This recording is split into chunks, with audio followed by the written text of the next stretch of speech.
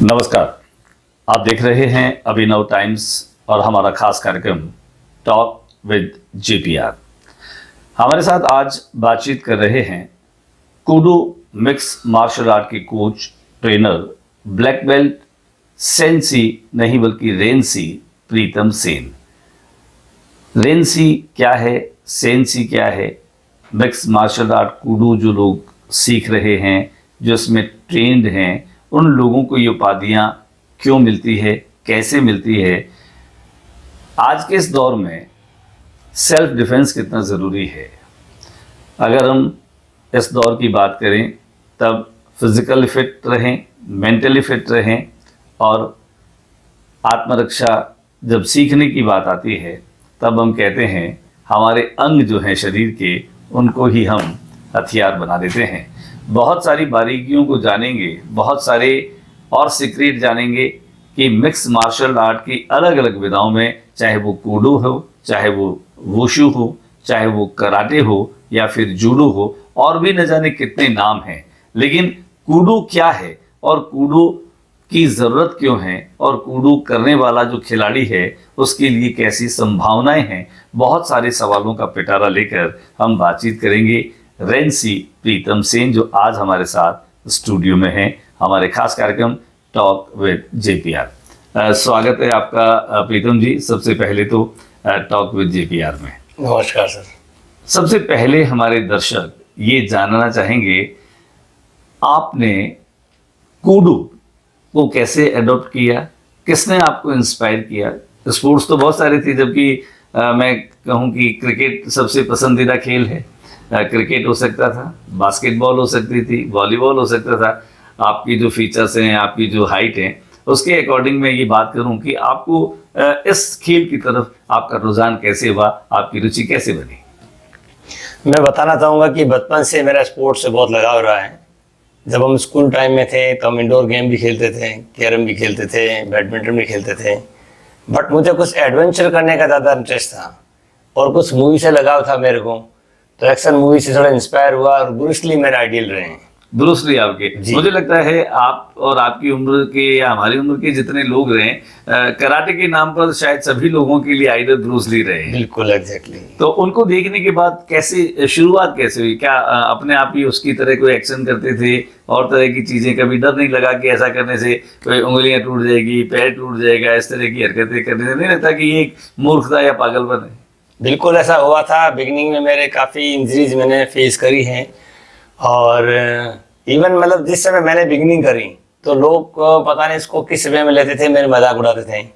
मेरे घर के पास लक्ष्मीनाथ मंदिर है, वहाँ पार्क में सुबह शाम ट्रेनिंग करता था मैं, तो लोग हंसी उड़ाते थे, बोलते क्या बंदर के उछल कूद कर रहा है। तो कई इंजरीज मैंने देखी, और उस समय साधन भी नहीं थे। तो आज की जनरेशन जो देखती है यूट्यूब और गूगल, उस समय से कोई सिस्टम ही नहीं थे, सिर्फ मूवीज एक बेस होता था। और मूवीज में भी हम इतना ज्ञान नहीं था कि मूवीज में हर चीज़ एडिटेड होती है, वो एडिट करके फिर उसको हमारे सामने दिया जाता था। हम सोचते थे वो कर रहे हैं वो वैसे ही कर लेंगे। यानी आपको लगता था जो रील पे हो रहा है वो रियल में वो रियल है। इस तरह की मूर्खताएं होती थी कुल मिला करके। कह सकते हैं आप ये कि ये बचपना था, और उस बचपने की वजह से मैं स्ट्रेक पे आ गया। और जुनून तो था एडवेंचर करने का, साहस भी था, और बहुत सारे स्टंट करता था उनको देख के। तो ठीक है, घर पे भी इसका प्रोटेस्ट हुआ, मेरे फादर इसके अगेंस्ट थे, मेरे दादी जी वो बड़ा गुस्सा होती थी। मैं छुप छुप कर ट्रेनिंग करता था। लेकिन जब मैं इसको थोड़ा सा आगे चीज़ें ढूंढी और फिर मैं बाहर गया, कुछ जयपुर की तरफ गया। मैं स्टार्टिंग मैंने पहले जिम्नास्टिक ही करी। जिम्नास्टिक के बाद फिर मैं जिम्नास्टिक के लिए कोच हुआ करते थे, कोई साउथ के थे, वो कोई स्टेडियम ट्रेनिंग देते थे, उनसे मेरी मुलाकात हुई। नहीं, जिम्नास्टिक तो आपने स्कूल लेवल पर करी या फिर नहीं, ऐसे ही शौकिया तौर पर करी थी मैंने। शौकिया तौर पर की। तो कौन ऐसे लोग थे जिम्नास्टिक में लाने वाले जिन्होंने आपको थोड़ा ट्रेन किया कि भाई आप एक अच्छे जिम्नास्ट हो सकते थे? क्योंकि आपके शरीर में लोच या जिस तरह से आप बताते हैं कि ये सब चीजें आप करते थे, स्टंट आप करते थे, तो gymnastic just like a stunt ही मैं मानता हूँ। और आपके कूडो में भी बहुत सारे स्टंट ही हम देख रहे हैं या देखने को मिलते हैं।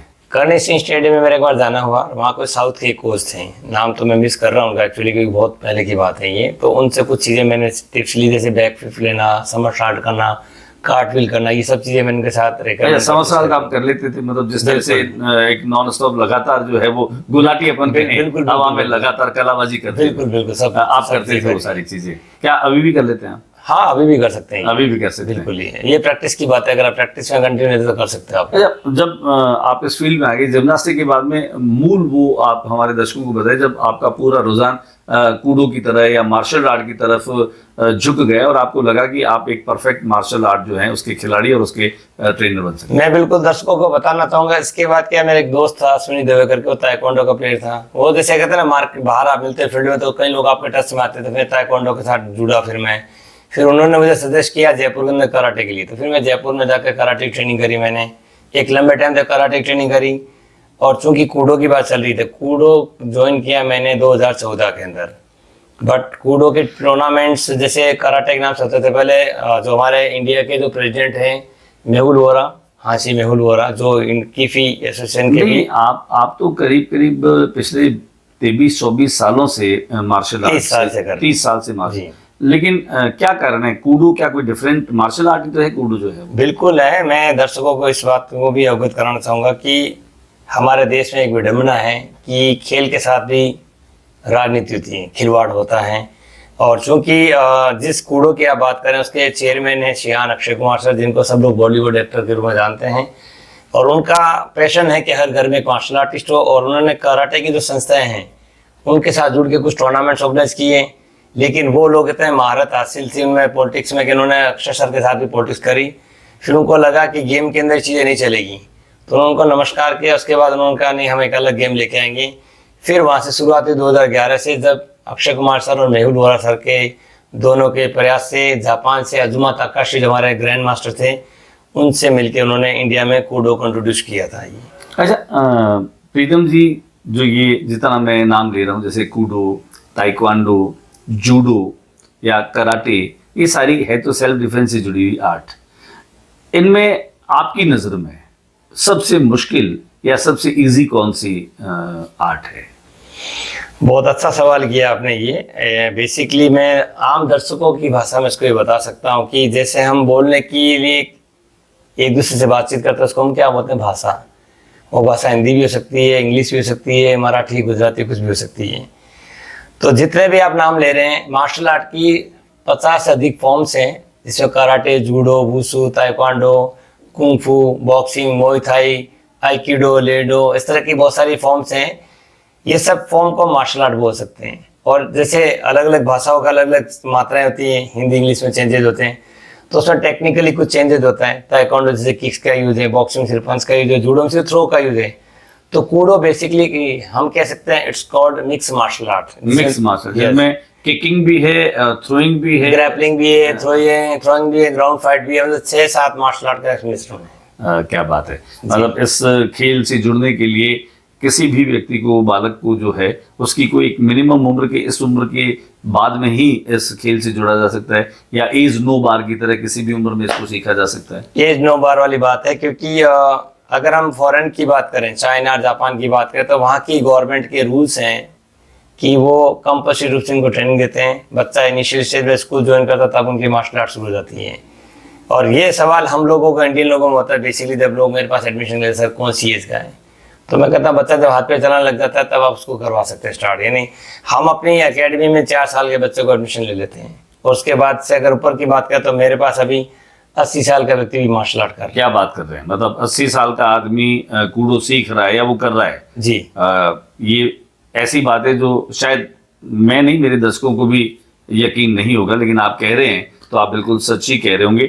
80 साल का आदमी जो ढंग से पाँव पे खड़ा नहीं हो सकता, जिसको चलने में, उठने बैठने में दिक्कत आती है, ऐसे में एक 80 साल का आदमी किस तरह से कूडो की ट्रेनिंग देता है? क्या क्या खास आप उसको ट्रेनिंग देते हैं? सर मैं इसमें एक कॉन्सेप्ट क्लियर कर दूं कि हमारा जो फिजिक्स है ये एक साइंस है। ये अगर आप उसको रूटीनली एक एक्टिविटी में लगा के रखते हो तो आप अपने एज को भी कंट्रोल कर सकते हो जी। और जब आप वो रूटीन में चीज चलती है तो फिर एज आपका वहाँ मैटर नहीं करता है। आप 80 का 90 साल 100 साल के एज में भी कर सकते हैं। अगर हम इस चीज़ के एग्जाम्पल देखें तो फॉरेन के अंदर बहुत सारे एग्जाम्पल है जहाँ 80 प्लस के लोग भी मार्शल आर्ट कर रहे हैं, बच्चे जबरदस्त मार्शल आर्टिस्ट है और ग्रैंड मास्टर के रूप में भी आपको बहुत सारे एग्जाम्पल मिल जाएंगे। इसके अंदर वो ब्रेकिंग आर्ट्स करते हैं, बड़े हार्ड टफेस्ट लेवल पे होगा परफॉर्मेंस दिखाते हैं। अच्छा, एक अभी आपने जिक्र किया ब्रेकिंग आर्ट, मतलब ये जो कूडो मिक्स मार्शल आर्ट है, क्या ब्रेकिंग आर्ट कुछ इससे डिफरेंट है या कुछ अलग है इससे? जैसे हमने बहुत सारे लोगों को देखा, बहुत सारी टाइल्स एक साथ रखेंगे, उसको ब्रेक करेंगे। हमने देखा कि बड़ी पत्थर की सिला रखेंगे, उसको ब्रेक करेंगे। एक बड़ी भारी जो है वो आइस जो होती है, बर्फ की जो एक सिला होती है, वो उसको रख करके और उसको ब्रेक करेंगे। सर से, हाथ से, पैर से, अलग अलग शरीर के जो बॉडी पार्ट्स हैं वहाँ से उनको ब्रेक करते हैं। ये जो ब्रेकिंग आर्ट है, क्या इस ब्रेकिंग आर्ट को कोई कमज़ोर आदमी, कोई हम जैसा जो बिल्कुल प्रौढ़ होने वाला आदमी है, या इस प्रौढ़, क्या ब्रेकिंग आर्ट हमारे से सीखी जा सकती है, या ये भी कोई भी उम्र वाला आदमी सीख सकता है? बिल्कुल किया जा सकता है, लेकिन इसका बेस क्या है? इसका बेस ये है कि मार्शल आर्ट के अंदर कंसंट्रेशन एक पार्ट होता है, पार्ट ऑफ ट्रेनिंग। मतलब जैसे मेडिटेशन भी करते हैं हम लोग, आपकी पूरी बॉडी की शक्ति को एक जगह आपको इकट्ठा करना था। ब्रेकिंग आर्ट को बेसिकली हम यही कह सकते हैं, पब्लिकली हम उसको एक तरह से हम शक्ति प्रदर्शन कर रहे हैं जी, कि एक मार्शल आर्टिस्ट कितना स्ट्रांग हो सकता है। और बिफोर ब्रेकिंग आर्ट एक ट्रेनिंग होती है कंडीशनिंग, तो आपकी बॉडी की कंडीशनिंग उस लेवल पे आती है तब आप कर सकते हैं। अदरवाइज मैं दर्शकों से रिक्वेस्ट करूंगा कि ऐसा कभी नहीं करें बिना गाइडेंस के, कि आप वो चीज़ करो, ब्रेकिंग आर्ट वो चीज़ तो ब्रेक होगी, लेकिन आपकी हाथ या पैर जिससे भी आप ट्राई करोगे वो भी ब्रेक हो जाएगा। एक तो don't try it। जो हमारे दर्शक हैं, हमने भी देखा है, मेरी खुद की एक जगह ऐसा है, दर्शक भी जाएंगे, एक चेन और दो लकड़ी वाला जो एक आपका एक वो क्या उपकरण बोलते हैं उसको आप, जैसे नान चाक बोलते हो आप। बिल्कुल, ये नान चाक जो है वो कई बार हमने फिल्मों में देखा है, विलन के द्वारा, फिर हीरो जो है वो उसको किस तरीके से रोकता है। क्या नान चाक भी आपके इसका पार्ट है? ये एक डिफरेंट पार्ट है, इसको वेपन आर्ट्स, वेपन ट्रेनिंग बोलते हैं, हम कोबुडो ट्रेनिंग बोलते हैं, जिसके अंदर हम जैसे ब्रूस ली की बात करते हैं जी, तो पूरे विश्व पे मार्शल आर्ट को जो है ना एक्सपोज देने वाला काम ब्रूस ली ने किया। तो ब्रूस ली का फेवरेट वेपन था नानचाक। नान चाक तो एक हथियार है ये, और जिसमें आपको लाइसेंस की जरूरत नहीं है, आपने सेल्फ डिफेंस में रख सकते हो। ऐसे बहुत सारे हथियार, लेकिन पॉपुलर इसलिए हो गया क्योंकि ब्रूस ली की मूवीज में ज्यादा यूज हुआ ये, क्योंकि उन्होंने पूरे विश्व पटल पे इसको लेकर आए। लाठी भी एक वेपन के रूप में यूज हो सकती है, कामा हो सकता है, एक साई हो सकती है, इससे बहुत सारे वेपन्स हैं जिनके अलग अलग आप इसको बोल दो काता। काता इज डिफरेंट। काता इज डिफरेंट। काता एक मतलब मार्शल आर्ट की टेक्निक्स की परफॉर्मेंस को काता बोलते हैं, जिसको बोलते हैं pre arrange of the techniques. Okay, एक मार्शल आर्टिस्ट होता है, अलग अलग एंगल से अलग अलग लोगों को कल्पनाओं में लेता है और उसे डिफेंस और अटैक करता है, दैट इज काता। हमने एक मूवी देखी उसकी, अजय देवगन की, जिसमें सारा बेस वो कराटे पर थी। दिव्य शक्ति करके फिल्म थी, जो जिगर मूवी थी वो, जिगर, जिसमें वो पट्टी बांध करके और उसके बाद वो ब्लाइंड ट्रेनिंग करता है, फिर वो उसको जैसे शब्द विधि बाण आवाज के साथ, पायल की आवाज। ये क्या सारी चीजें रियल में भी संभव होती है? ऐसी चीजें इसी तरह की जिससे आप अपने, जैसे मैं आपको बताया मैंने, मेडिटेशन एक पार्ट है। आप मेडिटेशन करते थे, आपका कंसंट्रेशन बनता है, कंसंट्रेशन बेस पे आपकी वो एक शक्ति जागृत हो जाती है। जब आप कितना भी शोर हो रहा था, सिर्फ आप उस चीज को सुन सकते हो फिल्टर करके जिसको आपको सुनना है। अच्छा, हम बात करें अभी, जैसे आपकी जो बेटर हाफ है, पत्नी वो हैं, वो सेंसी लगाती हैं, सेंसी सोनिका जी, और आप रेंसी लगाते हैं जी। तो हमारे दर्शकों में भी ये जिज्ञासा है कि ये रेंसी क्या है, ये सेंसी क्या है, और क्या इसके आगे भी कुछ और भी शब्दावलियां हैं क्या? बिल्कुल, दर्शकों को बताना चाहूंगा कि स्टार्टिंग जो होती है, बेसिक जो स्टार्ट होता है वो येलो व्हाइट बेल्ट से होता है। इसके अंदर बेल्ट्स की एक एग्जाम्स होती है, एक ट्रेनिंग कोर्स होता है, उसके बाद एग्जामिनेशन कंडक्ट होते हैं। कलर बेल्ट के बाद जो फर्स्ट बेल्ट आता है वो मिलता है ब्लैक बेल्ट, और ब्लैक बेल्ट के साथ एक टाइटल मिलता है सेंसाई। सेंसाई का मतलब टीचर, जो आप एक लाइसेंस मिलता है, ऊपर की जो अथॉरिटी हमारे गुरु लोग होते हैं उनको सेंसाई टाइटल देते हैं, फिर वो लोगों को ट्रेनिंग दे सकता है। सेंसाई के बाद जो फर्स्ट डिग्री ब्लैक बेल्ट था, दैट्स कॉल्ड सेंसाई, और उसके बाद की second degree, third degree, fourth degree जब ट्रेनिंग आप कर लेते हो कंप्लीट, तो आपको टाइटल मिलता है रेंशी।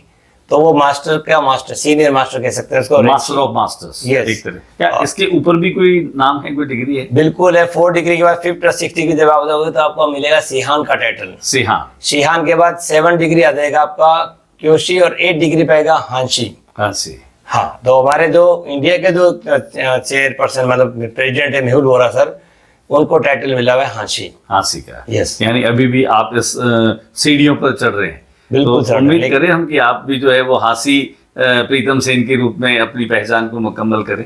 सर, इसमें क्या एक कोर्स का एक सिस्टम होता है, और हांसी एक बहुत बड़ा लेवल है। तो मैं नहीं कह सकता कि मेरे लाइफ में ड्रीम पूरा हो पाएगा, क्योंकि जैसे अभी करंटली मैं 4 डे ब्लैक बेल्ट हूँ और मैं 6 डे तक की ट्रेनिंग कंप्लीट हो चुकी है, और मैं इसके लिए अप्लाई करूँगा सिहान के लिए। तो नेक्स्ट जब जाएगा तो उसके लिए 7 ईयर का आपको वेट करना पड़ेगा, उसके बाद फिर 8 ईयर का वेट करना पड़ेगा। तो रनिंग आई एम जस्ट 84, तो 48 सॉरी। तो उसके बाद अगर हम ऐड करते हैं हम एज को, तो वो एज बहुत ऊपर हो जाएगी, तब तक भगवान जाने क्या चीज होती है। सिहान तक तो माने कि सिहान हाँ सिहान वो हो प्रीतम सकता सिंह जो है वो बिल्कुल बिल्कुल। अरे चूंकि बहुत सारी बातें हैं आपसे करने के लिए, जानने के लिए, सीखने के लिए। पिछले 2 दशकों से अधिक समय से आप बीकानेर पुलिस विभाग के साथ मिलकर खासतौर से बीकानेर की बेटियों को, लड़कियों को आत्मरक्षा की जो तकनीक है, उसका जो कौशल है आप सिखा रहे हैं, वो भी निःशुल्क अलग अलग जो गर्ल्स कॉलेज और गर्ल्स स्कूल से वहाँ पर। इसके कैसे परिणाम मिल रहे हैं, कैसा रुझान आपको दिखाई दे रहा है? मैं इसके लिए पहले तो हमारे जो बीकानेर डिस्ट्रिक्ट के जो प्रेसिडेंट अध्यक्ष हैं देवेंद्र कुमार जी बिश्नोई साहब, उनका मैं धन्यवाद दूंगा। उनके साथ हमने एक मीटिंग करी थी और मैंने उनके आगे प्रपोजल रखा कि ये लोगों तक पहुंचना चाहिए और बेटियां सुरक्षित हो, इसके लिए कुछ ऐसा प्लान करते। तो सर ने बिल्कुल एक अच्छे इनिशिएटिव के लिए उन्होंने यस कर दी और उनका काफ़ी कोऑपरेशन आज भी है। और पुलिस विभाग का भी मैं हमेशा सैल्यूट करता हूँ कि उन्होंने हमेशा इस तरह की एक्टिविटी के लिए हमारे को सपोर्ट किया है। स्टार्ट में ज़रूर हमारे को स्ट्रगल करना पड़ा, हमें कन्विंस करना पड़ा लोगों को इसमें ऐसे ऐसे सही चीज़ें करो आप, तो बहुत स्ट्रगल करना पड़ा। स्टार्टिंग जो इनिशियल स्टेज थी 20 साल पहले की बात करें तो कॉलेज स्कूलों में हमें काफ़ी एफर्ट्स लगाने पड़े। उच्च अधिकारी से हमें फ़ोन कॉल करवाने पड़ते थे कि ये देखो बहुत मैंडेटरी एक्टिविटी है आज के टाइम में, ये उस समय बहुत थे। जबकि वर्तमान परिषद आप सब हम जानते हैं कि किस तरह से क्राइम का एक लेवल बढ़ गए हैं, तो उसके रिजल्ट्स बहुत अच्छा हैं। पेरेंट्स के बहुत अच्छे व्यूज आए, पेरेंट्स ने स्कूल कॉलेज को थैंक्स बोला तो उनको लगा नहीं ये एक्टिविटी बहुत शानदार है। उसके बाद कॉलेज स्कूल ने इसको कंटिन्यू में सपोर्ट किया और आज बहुत अच्छे से हमें इसके परिणाम देखने को मिल रहे कि बच्चियां ऐसे रिजल्ट्स भी देखे हमने। जब जिन्होंने ट्रेनिंग करी 4 डेज 5 डेज की, उनके साथ कोई इंसिडेंट हुए, उन्होंने अपना डिफेंस करके उन्होंने लोगों को दिखाया। प्रीतम, जो बच्चे आती हैं इसमें या जो लड़के आते हैं सीखने के लिए, कितने परसेंटेज जो हैं वो एक लंबी ट्रेनिंग शेड्यूल के साथ जुड़ पाते हैं? आपने 10 दिन का, 15 दिन का, 20 दिन का आपने कोई ट्रेनिंग शेड्यूल रखा, उसमें तो उन्होंने केवल कुछ बेसिक्स सीखे, क्योंकि हर चीज़ के लिए अभ्यास की आवश्यकता होती है। उसको फॉलोअप करना, उसका फीडबैक लेना किस तरीके से, कि वैसे तो काउंट के तौर पर तो हमने हजारों बच्चियों को आपने जो है वो ट्रेन कर दिया, लेकिन उनमें से ऐसी कितनी बच्चियां निकली जिन्होंने व्हाइट से शुरू करने के बाद येलो, पर्पल या ब्लैक बेल्ट तक की यात्रा को जो है वो किया?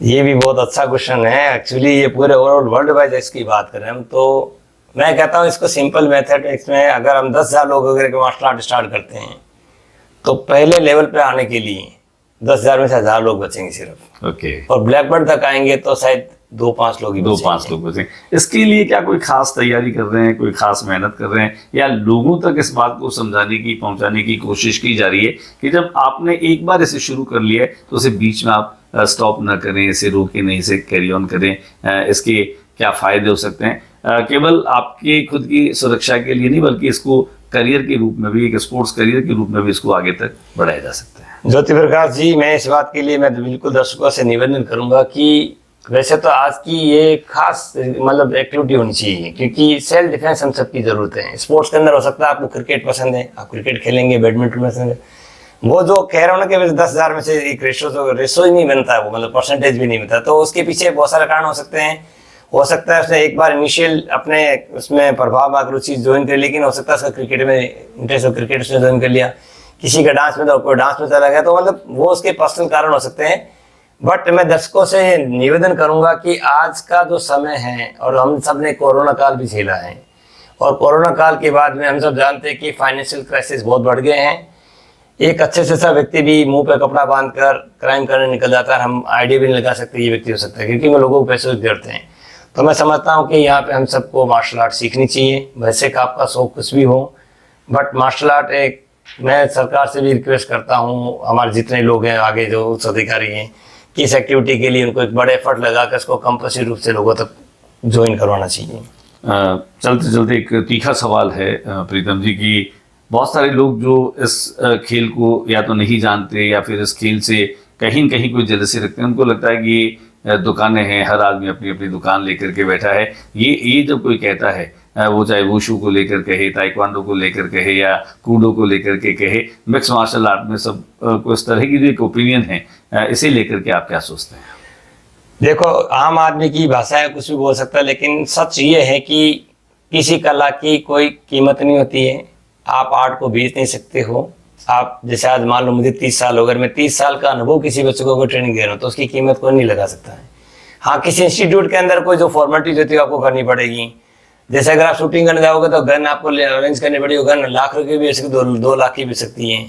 तो that is a different part. Skating करने जाओ तो उसके स्केट की अलग कॉस्ट हो सकती है। तो मार्शल आर्ट में अगर आओगे तो उससे यूनिफॉर्म भी अलग लेवल पे होगी। जैसे मेरे 2 स्टूडेंट्स अभी, एक एशिया कप खेल के जापान जाके, एक दूसरी बच्चे भी वर्ल्ड कप खेल गई, लेकिन वहाँ पे उनके रूल्स अलग है। वहाँ की यूनिफॉर्म्स अगर आप परचेज करोगे तो 16,000 की यूनिफॉर्म आएगी, और वही यूनिफॉर्म अगर आप यहाँ से कहीं से लोकल मार्केट से आओ 300 रुपये 400 रुपये मिल जाएगी। क्या बात। तो एक आम आदमी को पता नहीं होता है। हम ब्रांडेड चीजें भी पहनते हैं तो ब्रांड की एक अलग कॉस्ट होती है। और एक शूज की बात कर लेते हैं हम लोग, एडिडास एक क्वालिटी होती है, गोल्ड स्टार भी होती है। जी जी। तो जिसकी आइडिया नहीं होगा इस तरह की बात बोल सकता है, रूमर्स फैला सकता है। इसके लिए कुल मिलाकर के ब्रांडिंग की बात है। प्रीतम जो है वो एक ब्रांड है मार्शल आर्ट के लिए, और जिसको ब्रांड की चीज चाहिए होगी वो फिर बिना किसी सवाल के और बिना किसी शंका के आप माफी चाहूंगा इसमें, मैं मेरी ब्रांडिंग की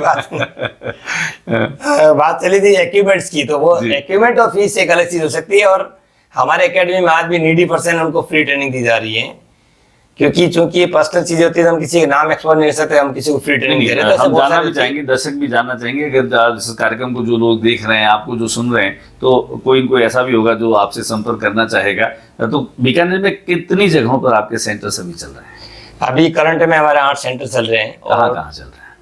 व्यास कॉलोनी में चल रहा है हमारा सेंटर, और हमारा जसूर गेट पर है, पब्लिक पार्क में है, जूनागढ़ के पीछे महिला मंडल स्कूल में है, पवनपुरी में भी है, और मुक्ता प्रसाद की तरफ भी है। तो ये भी सेंटर अलग खोलने की वजह ये थी कि आम पब्लिक बोलती है कि सर हमारा नज़दीक नहीं है क्या, क्योंकि लोगों को, मुझे लगता है कि ये बीकानेर शहर में बहुत दूरियां लगती हैं। जबकि जब मैंने ट्रेनिंग ली जयपुर गया तो जयपुर बहुत बड़े लेवल पे फैला हुआ है, वहाँ 20 किलोमीटर 30 किलोमीटर तो लोग यूं निकल जाते हैं। और यहाँ पूरा बीकानेर। ये तो अच्छी बात है प्रीतम जी कि आपने जिस समय इस ट्रेनिंग को किया, आपने जब इसको सीखा, तब आपके लिए चुनौतियां ज्यादा थी, लेकिन अब जब आप इसे सीख करके लोगों को सिखा रहे हैं, तब आपने लोगों की सुविधा और सहूलियत के हिसाब से उनके घरों के आसपास या उनके नजदीकी क्षेत्रों में इस तरह के सेंटर्स खोल दिए हैं। ये तो बात लंबी होती रहेगी। एक बात और जो आपके व्यक्तित्व में खास तौर से हमें मालूम चली कि इससे पहले आपका एक पैशन वो आज भी कहीं कहीं है आपके भीतर, आप एक बहुत अच्छे पेंटर हैं। बिल्कुल। मैं स्टार्टिंग में ड्राइंग आपकी बहुत बढ़िया है। आर्टिस्ट, यस बिल्कुल। मैंने पीडीलेट कंपनी के साथ जुड़कर मैंने समर कैंप भी ऑर्गेनाइज किए हैं। आई एम लेफ्टी, तो मैं लेफ्ट हैंड से पेंटिंग जब कभी मौका मिलता है कर लेते हैं। बेटा है, कभी कहता है पापा जी करके देता, आज भी लेकिन वो टाइम नहीं मिलता है। और वैसे मैं मार्शल आर्ट में राइटी हूँ, तो दोनों कॉम्बे गॉड गिफ्टेड है ये, तो बस दोनों हाथ बराबर चलते हैं। बिल्कुल बिल्कुल। जब आपको अगर हमारा कोई स्केच बनाने की बात है, स्केच बना देते हैं आप? बिल्कुल बना सकते हैं, अच्छे से बना देते हैं। अच्छे से, बिल्कुल। हम जल्दी से हमारा स्केच बनवाएंगे आपसे। चलते चलते प्रीतम जी, हमारे वो दर्शक जो आपसे कोई खास बात सुनना चाहते हैं, कोई जीवन का वो लम्हा जिस समय कहीं आपने सोचा हो कि यार ये सब फालतू है, मुझे क्या करना है, मुझे इसको छोड़ देना चाहिए, कभी कोई ऐसा कोई पॉइंट आया हो जब आपके मन में ये आया हो कि ये सब छोड़ छाड़ देना है, इन सब के साथ जिंदगी जो है वो आसान नहीं है, ऐसा कोई वाकया आपको याद आता है? देखो, अभी तक की टाइम तक तो ऐसा कुछ नहीं आया, बट मैं सबसे ये कहना चाहूँगा कि मेरे अब तक के अनुभव पर हेल्थ इज़ वेल्थ। जो फिट है वो हिट है। आप मार्शल आर्ट करें न करें, लेकिन अपने शरीर को एक अच्छा मित्र बनाकर आप उसको रोज़ आधा घंटा एक्सरसाइज के लिए दें। मैं दर्शकों को ये भी बोलना चाहूँगा, हम हेल्थ कॉन्शियस नहीं है पूरी तरह से। आज की जनरेशन जो है फास्ट फूड पे जुड़ी हुई है। बच्चे हैं, जिद करेंगे, आप उनको मर्जी उसकी चीज़ आप दिला दोगे। बच्चा जिद करेगा, आप उसको मोबाइल दे दोगे, ये भी गलत है। तो मैं इन सब के लिए रिक्वेस्ट करूँगा, इस ट्रेंड को चेंज करें। कि मैं 2 पेरेंट्स आज मेरी एज में हैं, तो उनसे मैं रिक्वेस्ट करूँगा कि वो जब छोटे थे उनके पेरेंट्स उनको कैसे डील करते थे, तो क्या आप अपने बच्चों को वैसे लीड नहीं कर सकते?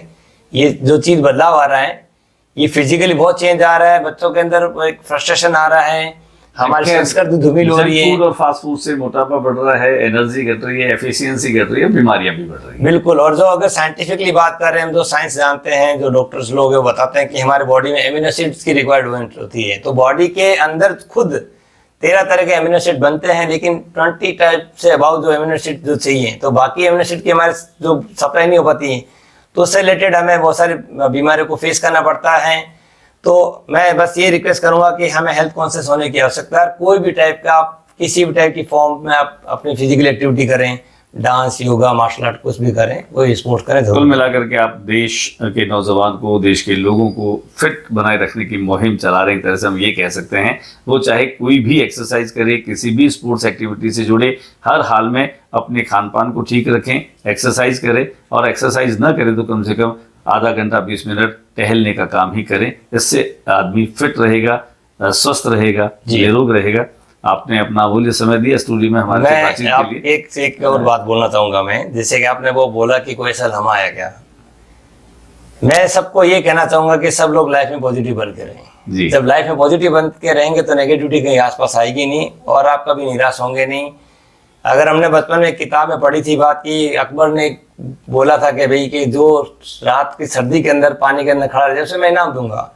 तो एक जरूरतमंद व्यक्ति वहां जाता है और सिर्फ वो एक मीनार के अंदर लगे दीपक को देखता है, उसको देखकर पूरी रात निकालता है। वो बीरबल की खिचड़ी वहीं से बनी, बिल्कुल सही कहा आपने। तो एक पॉजिटिविटी से ली वहां से जी। तो लाइफ में पॉजिटिव होना जरूरी है। आपके साथ कितना नेगेटिव है लेकिन आप उसमें एक पॉजिटिव पकड़ लो, आप निराश कभी नहीं होंगे। बहुत अच्छी बात कही आपने, और ये पॉजिटिविटी जो है वो बनी रहे, आप में भी बनी रहे, हमारे दर्शकों में भी बनी रहे, और देश भर में रहने वाले लोग जो हैं वह स्वस्थ रहें, निरोग रहें। और एक अभियान के तौर पर कि सभी लोगों को स्वस्थ कैसे बनाया जा सकता है, सभी लोग कैसे स्वस्थ रह सकते हैं, और स्वस्थ रहने के लिए हमें अपनी आदतों को बदलना होगा, आलस्य को छोड़ना होगा, मेहनत करनी होगी, शरीर से पसीना बहाना होगा। और इन सब चीज़ों को अगर आप अपने दिमाग में रखते हैं, अपने जीवन की प्राथमिकताओं में रखते हैं, तो 24 घंटे में सिर्फ 30 मिनट आप अपने लिए निकालिए, क्योंकि कहते हैं स्वस्थ शरीर में ही स्वस्थ मस्तिष्क का निवास होता है। अगर शरीर स्वस्थ है तो मन स्वस्थ है, मन स्वस्थ है तो विचार स्वस्थ है, विचार स्वस्थ है तो व्यवहार स्वस्थ है। टॉक विद JPR में ये थे हमारे साथ में रेंज से प्रीतम सेन। उम्मीद करते हैं हमारा यह कार्यक्रम प्रीतम सेन से बातचीत आपको पसंद आई होगी। हमारे इस कार्यक्रम को देखने के लिए सब्सक्राइब पर बटन जो है उसे दबाना मत भूलिएगा।